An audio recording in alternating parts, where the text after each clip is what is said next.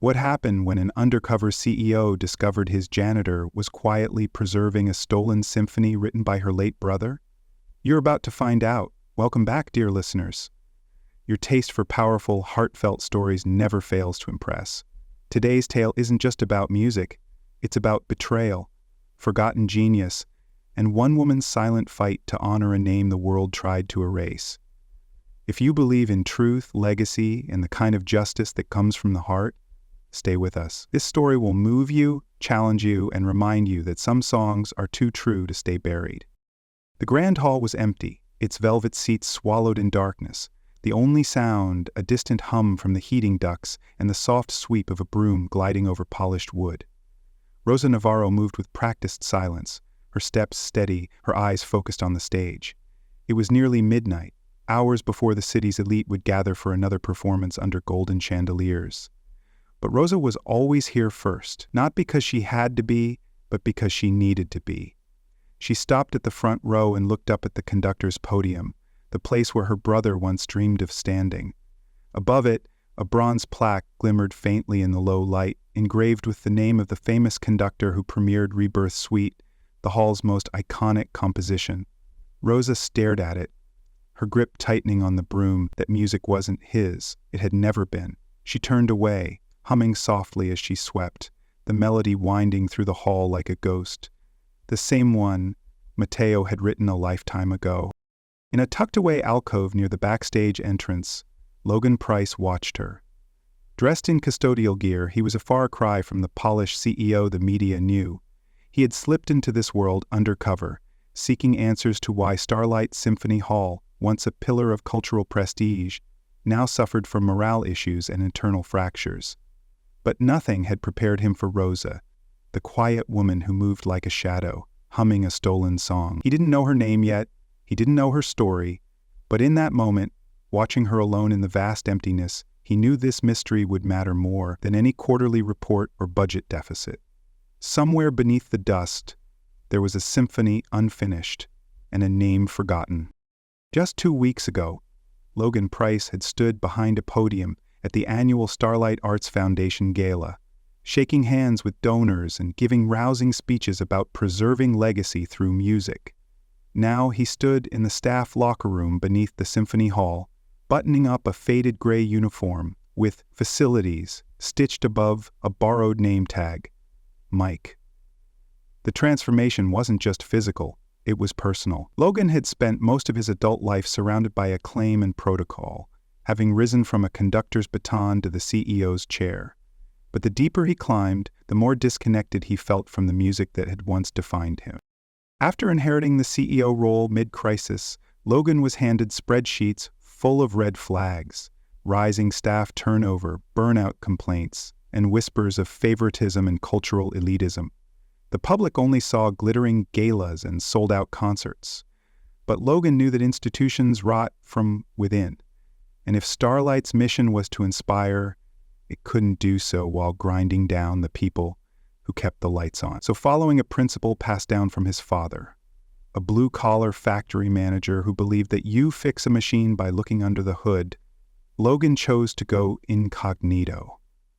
With the help of one trusted HR contact, he assumed the identity of a night shift custodian trainee assigned to the foundation's flagship venue.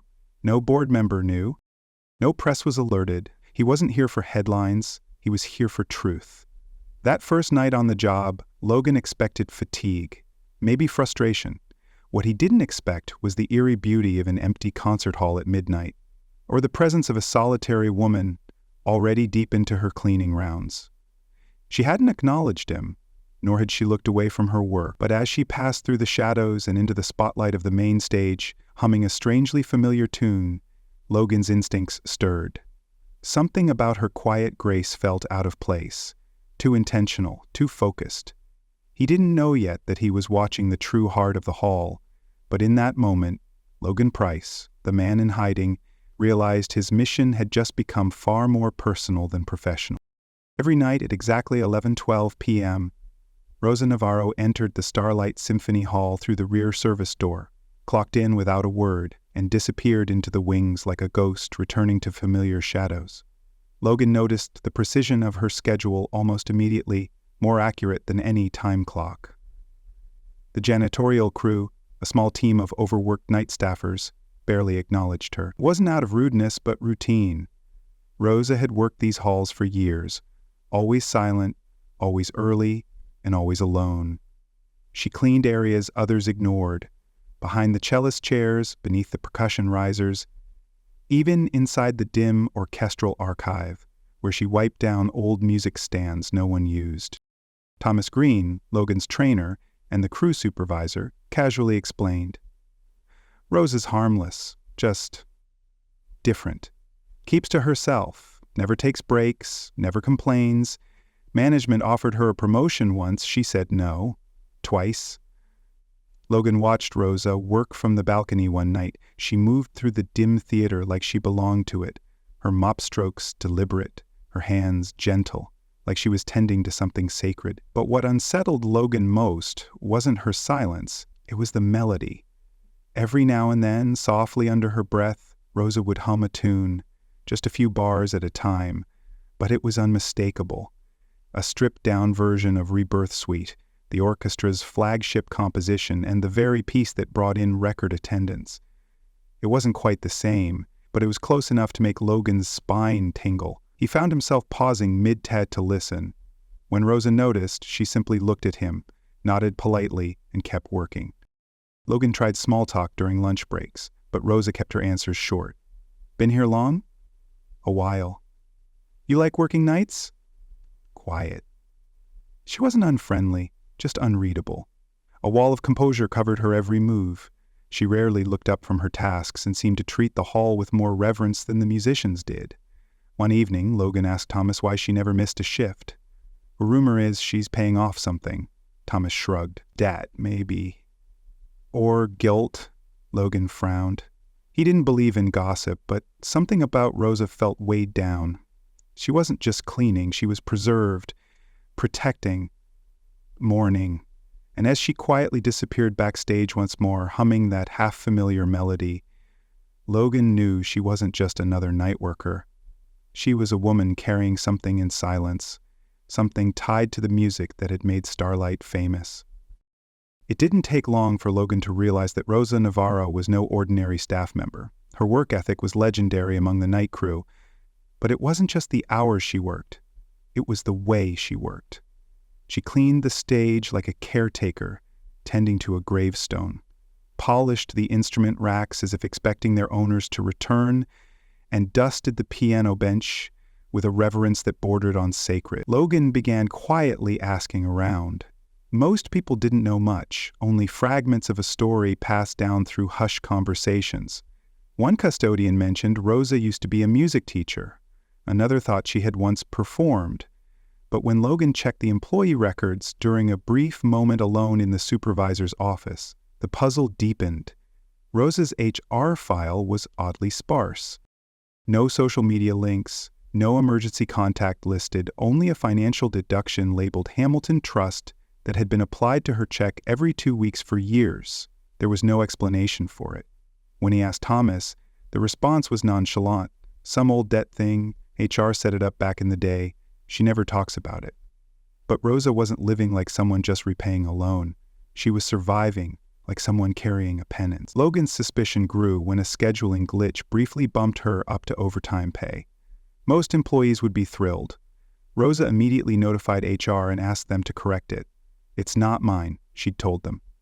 She refused bonuses, declined holiday pay, and even returned part of a departmental tip pool that staff had gifted her anonymously last Christmas. "Split it evenly," she said. "I don't need more." Logan was stunned. In all his years in leadership, he'd seen ambition, entitlement, burnout, but never someone resisting recognition so fiercely. Even stranger, Rosa's nightly hum, the one that echoed through the hall like a memory, was growing clearer. He found himself whistling it unconsciously during his rounds. It wasn't just familiar, it was exactly the same theme from the Rebirth Suite, Starlight's signature orchestral piece that had won international acclaim. But Rosa hummed it differently, slower, more delicate, like she was remembering a different version, a truer version. That night, Logan stood by the edge of the darkened stage and watched her clean, under the golden glow of a single lamp. She moved with quiet precision, the melody floating from her lips in breathy fragments, and as the notes faded into the rafters, he knew this wasn't just cleaning, this was grief. Ritual. A secret waiting to be uncovered. It was nearly 2 a.m. when Logan noticed Rosa had left something behind in the corner of the backstage corridor, a small, weathered leather notebook half tucked beneath a stack of sheet covers. She must have dropped it during her rounds, unaware of her usual laser-focused rhythm. Logan hesitated, unsure whether to pick it up, but curiosity nudged him forward. The notebook was old but well cared for, its cover etched faintly with initials, MN. Inside, the pages were filled with handwritten music, bars of carefully inked notation, lyrics in the margins, and emotional markings like Dulce, with longing, or barely whispered. Logan's breath caught in his throat. He recognized the structure, the tempo, the rises and rests. It was the Rebirth Suite, Starlight's most celebrated piece. But this version was raw, more intimate. On the final page was a signature that made Logan's pulse thunder. Mateo Navarro. Suddenly, the fragments snapped into place. Mateo Navarro, he remembered that name. Years ago, during his early tenure on the Foundation's planning committee, a proposal had come through from a young community composer. Logan hadn't been involved in that decision, but he remembered the buzz, then the silence. The submission had been rejected.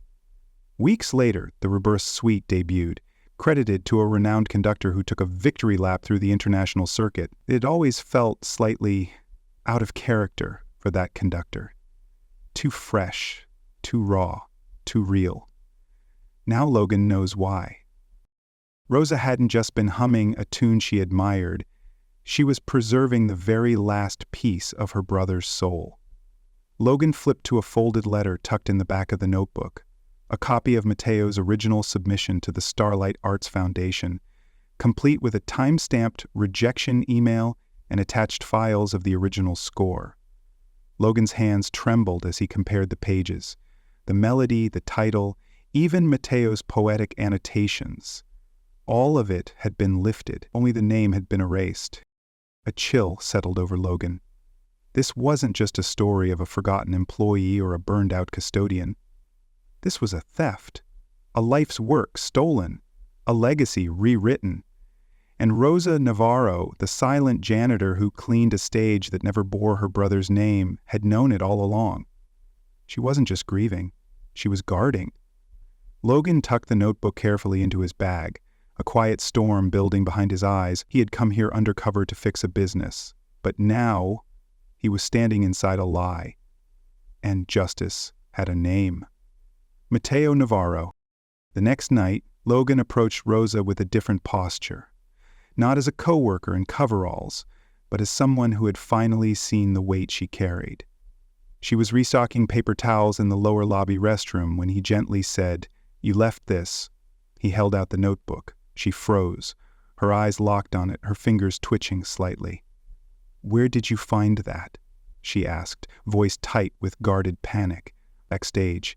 It fell from your cart," Logan replied softly. She took it from his hands, holding it like something sacred. He hesitated before speaking again. "I recognized the signature. Mateo Navarro. He was your brother, wasn't he?" Her eyes flared, the question drawing up something sharp and buried.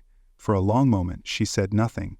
Then, in a voice that barely rose above a whisper, she replied, "Yes." Rosa sank onto the bench just outside the restroom, the notebook in her lap, her shoulders sagging as if a dam had finally cracked. "He wrote that symphony over the course of 2 years," she began, staring past Logan into memory. "It was everything to him. Our parents had just passed, we had nothing except a rundown apartment and a dream. Mateo wanted to give voice to stories no one told, about immigrants, about small lives with big hopes. That suite was his heart poured out in music." She looked down at the floor, her tone thickening. "He submitted it to Starlight. We thought, this could be our break. He didn't even care about the money.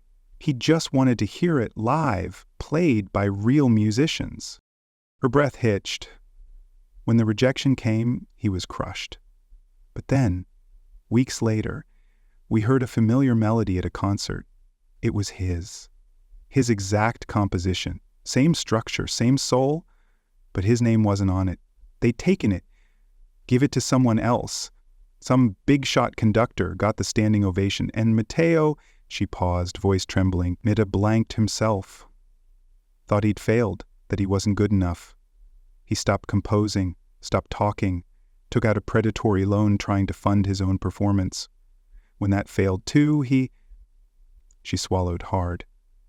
He died in a car crash, fell asleep at the wheel, and she wiped her eyes quickly, furious with herself for breaking. I took the night job here because I couldn't leave his music behind. I couldn't let them forget.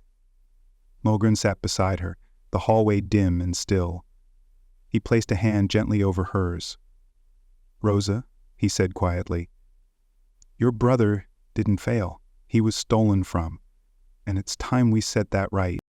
Logan sat alone in the executive boardroom the next morning, a man no longer hidden, armed with a folder of damning documents and a purpose that had shifted from investigation to justice. The members of Starlight's Board of Trustees filed in slowly, sipping lattes and scrolling on tablets, unaware of the storm about to hit. When Diane Leland, the board chair, finally looked up and asked why they'd been summoned to an unscheduled meeting, Logan stood not in a suit, but still in the plain custodial uniform he had worn the night before. We have a serious problem, he said plainly, sliding copies of Matteo Navarro's original submission across the polished oak table. This is the original Symphony of Return. It was submitted to our foundation by Matteo Navarro 8 years ago. It was rejected. A month later, a near-identical piece was presented to the public as the Rebirth Suite, credited to a conductor who received international acclaim. Confused murmurs rippled through the room. CFO Marcus Reeds leaned forward. Are you saying the Rebirth Suite is plagiarized? I'm saying it was stolen, Logan corrected, his voice steady. And while Starlight raked in millions in ticket sales and licensing, Matteo Navarro died believing he was a failure. His sister Rosa has been quietly working here as a night janitor for nearly a decade, humming the music we erased. He let the silence settle, then added, I went undercover to understand this company's cultural fractures. What I found was theft and a legacy left buried beneath our stage. Diane folded her arms. Even if what you're saying is true, that conductor is long gone. The statute of limitations. This isn't about legal exposure, Logan snapped, cutting through the corporate veneer. This is about who we are. Do we champion artists, or do we exploit them? He paused, looking around the table. I propose we formally credit Matteo Navarro as the original composer, we rename the suite, we pay restitution to his sister, and create a fellowship in his honor to support underrepresented composers. Or, he reached into his bag, producing a press contact list, I will take this story to the arts media tomorrow morning. It's your choice, but history will remember who corrected this and who looked away. The room fell into stunned silence as Logan sat down, the weight of his declaration still hanging in the air. Before any board member could respond, a quiet voice cut through the tension. May I speak?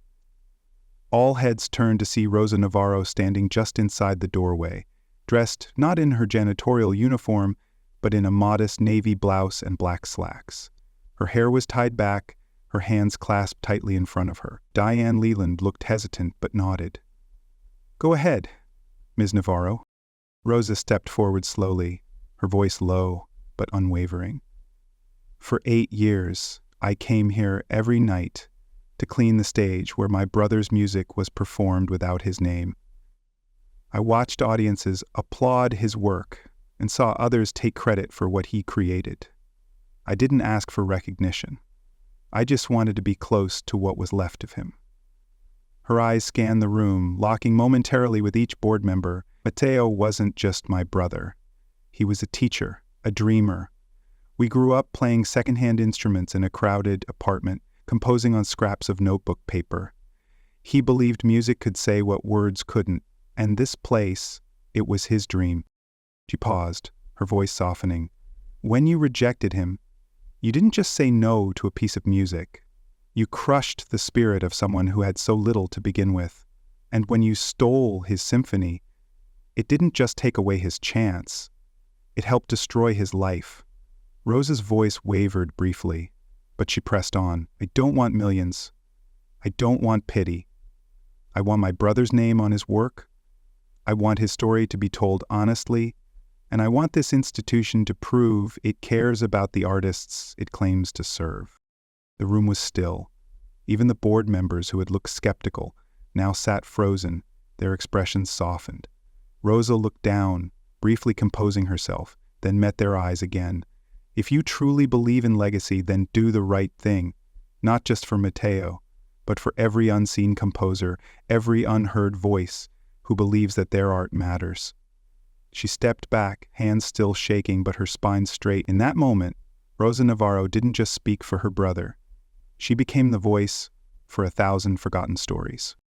2 weeks later, the marquee outside Starlight Symphony Hall gleamed with a new name, Navarro's Symphony, a rebirth reclaimed. Beneath it, banners bore the face of Matteo Navarro, once a ghost in the rafters, now honored in light and legacy. Inside the hall, the mood was reverent but electric. The foundation had publicly acknowledged the theft, reattributed authorship of the symphony, and announced a new initiative, the Matteo Navarro Fellowship, aimed at uplifting underrepresented composers from marginalized communities.